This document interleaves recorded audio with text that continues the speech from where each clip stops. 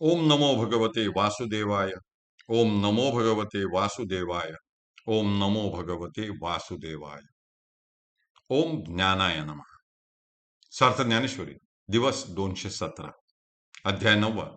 राजविद्या राजगुह्य योग. श्री गणेशाय नमः.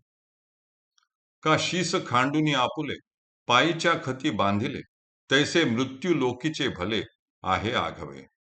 म्हणून मृत्यू लोकी सुखाची कहाणी, ऐकी जेल कवणाची ये श्रवणी, कैची सुखनिद्रा अंथरुणी इंगळांच्या.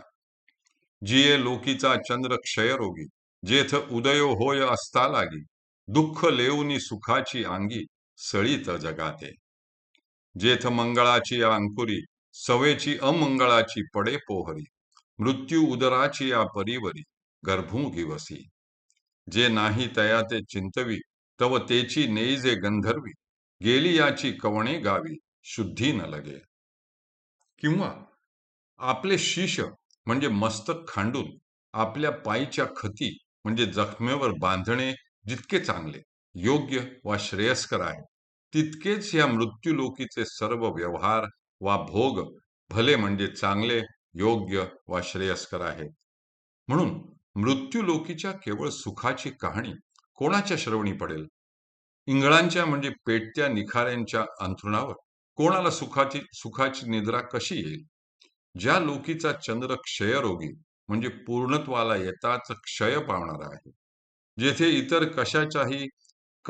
कशाला सूर्याचा उदय देखील अस्त होण्यासाठीच होत असतो, आणि जेथे दुःख हे सुखाची अंगी म्हणजे चादर लेऊन म्हणजे घेऊन सगळ्या जगाला सतत सळीत म्हणजे छळीत असते, जेथे मंगलकारक गोष्टीचा अंकुर फुटताच सवेची म्हणजे त्याबरोबरच त्यावर अमंगलाची पोहरी म्हणजे सावली वा आच्छादन पडते, आणि इतकेच कशाला, जेथे मातेच्या उदररूपी परिवरी म्हणजे घरात देखील मृत्यू गर्भाला गिवसी म्हणजे शोधत येतो.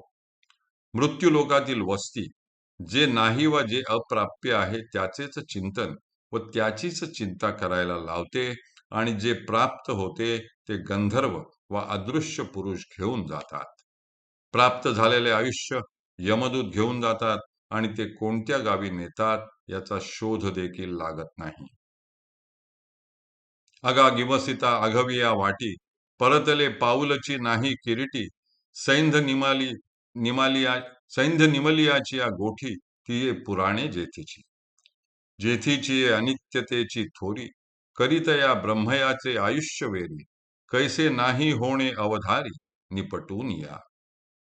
ऐसी लोकीची जे नांदणूक, तेथ जन्मले अथी हे जे लोक, तयाची ये निश्चिंतीचे कौतुक दिसत असे. पै दृष्टा दुष्टाची ये जोडी, लागी भांडवल न सुटे कवडी, जेथ सर्वस्वे हानी तेथ कोडी, वेचिती गा. जो बहुवे विषय विलासे गुंफे, तो म्हणती उवाई पडिला सापे, जो अभिलाष भारे दडपे, तया ते सज्ञान म्हणती. जयाचे आयुष्य धाकुटे होय, बळ प्रज्ञा जिरवणी जाय, तयाचे नमस्कारी ती पाय, वडील म्हणून.